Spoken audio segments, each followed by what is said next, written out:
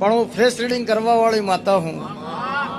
મને ખબર પડે કે તમે કેમ આયા હોય. ભીખા ભુવન ના પડો, મન ચેહર ના પડો.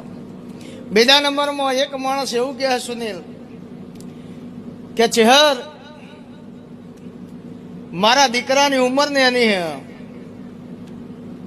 એ દીકરા ઉપર મારી આશા હ.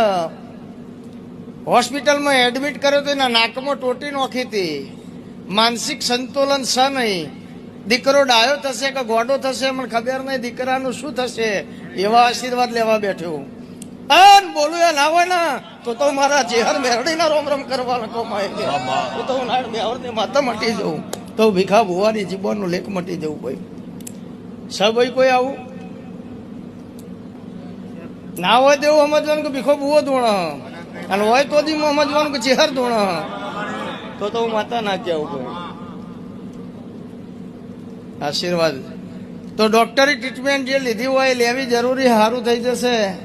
એ મારા ચેહર મેરડી ગોગાના આશીર્વાદ. કોઈ